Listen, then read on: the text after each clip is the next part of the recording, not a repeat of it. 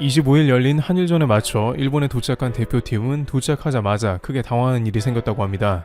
수속 과정에서 일본 당국의 조치가 그렇고 또한 한일전 관중 계획도 변경했다고 하는데요.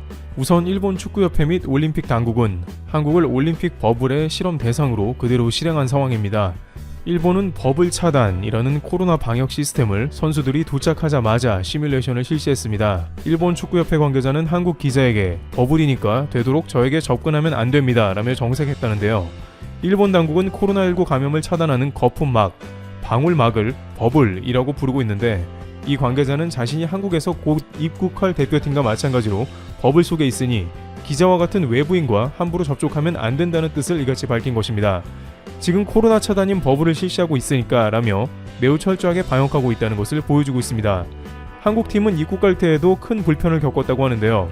일단 당장 나리타 공항에서 입국 수속만 2시간이 걸렸고 검사 결과를 확인한 뒤에 입국이 가능했습니다. 일본 측은 한국 대표팀이 매일 코로나19 검사를 받도록 해서 음성이 확인될 때만 훈련이나 경기를 할 수 있도록 하고 외부 접촉이나 외출을 전면 차단합니다. 불특정 다수와의 접촉을 최대한 피해 버블의 기능을 유지하겠다는 의미를 보입니다.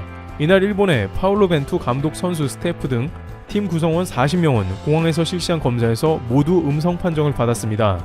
이에 따라 입국에는 별 문제가 없었으나 항공기에 탑승한 시간만큼 공항에서 대기하다 밖으로 나온 선수들의 표정은 지루함 때문인지 다소 지쳐 보였습니다.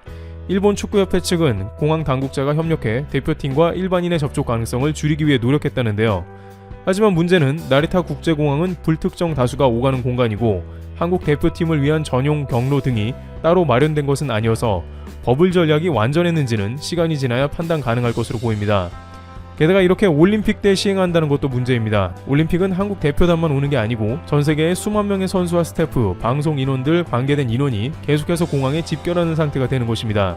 한국 대표팀의 입국 과정만 지켜봐도 올림픽 때 세계 각국에서 오는 선수들을 모두 검사하고 일반인과 접촉하지 않도록 차단하는 것이 얼마나 어려운 일인지 충분히 가늠할 수 있는 것입니다. 일본 입장에서는 철저하게 한다고는 하나 모든 과정이 코로나에서 안전하다고만은 할 수 없었던 것입니다. 게다가 일본 축협은 경기장의 입장 인원을 2배가량 늘리면서 우려를 증폭시키는 모습이 나옵니다.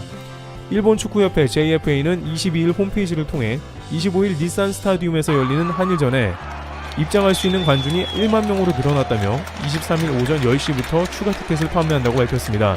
자국의 방역수칙에 따라 JFA는 애초 5,000명의 관중을 받기로 했으나 일본 수도권에 발령됐던 코로나19 긴급 사태가 해제되면서 최대 1만 명까지 입장시킬 수 있게 됐습니다. 따라서 한국에서 다양한 비판을 받던 한일평가전은 더 위험한 가운데 치르는 게 아닌가 하는 의견도 나옵니다. 이와 같이 여러가지 한국팀의 경기가 논란이 되는 가운데 한국팀이 실험용이라는 비판은 끊이지 않고 있습니다. 트리블 튜브 여기서 마치겠습니다. 감사합니다. 한국의 방위산업이 나날이 성장하고 있습니다.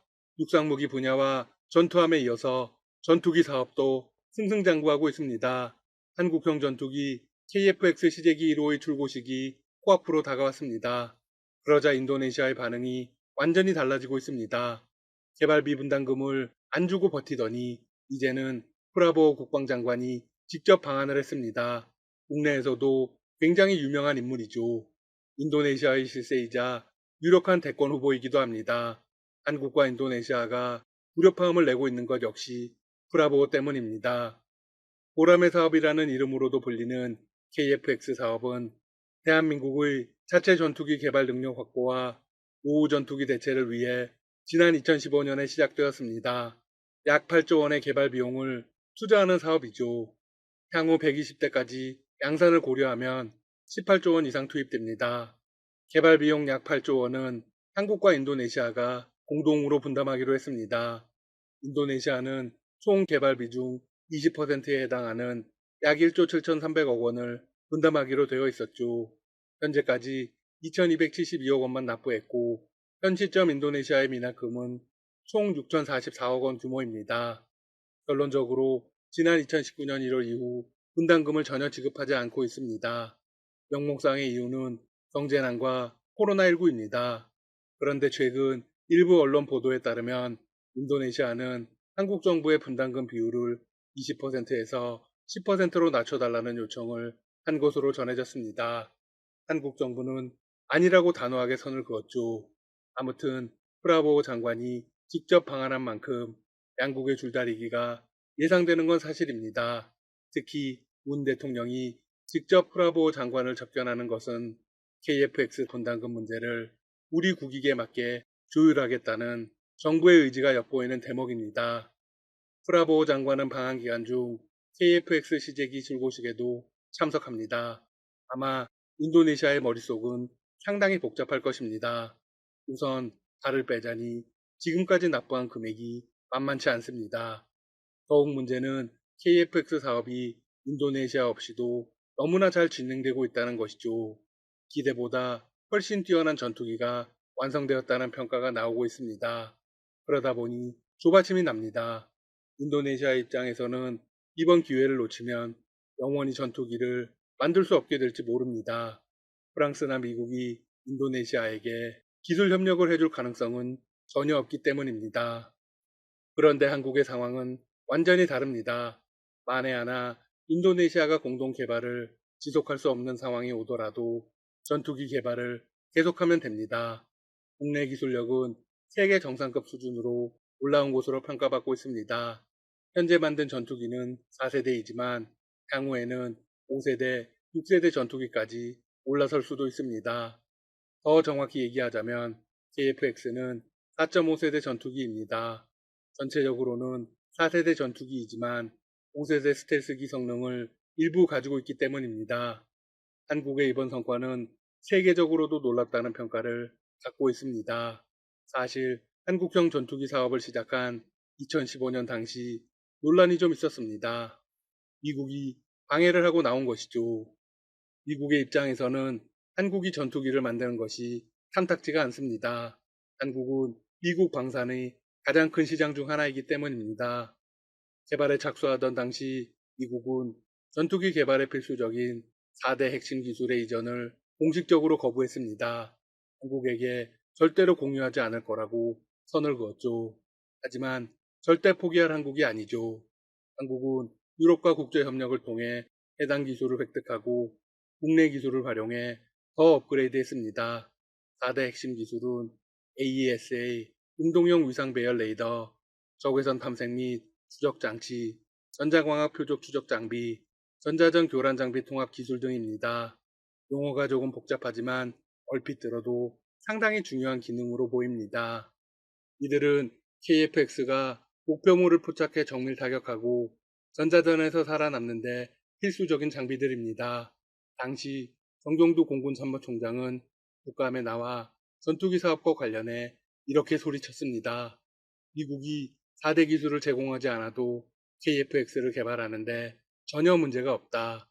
하지만 이 이야기를 액면 그대로 믿는 사람은 많지 않았습니다.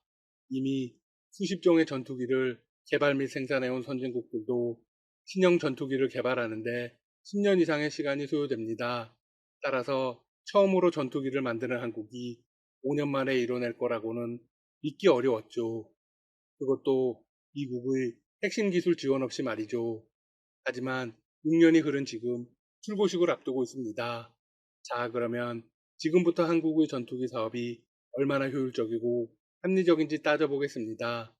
이번 사업은 개발비와 120대 양산 비용을 합쳐 18조 원에 달하는 천문학적인 돈이 들어간다고 말씀드렸습니다.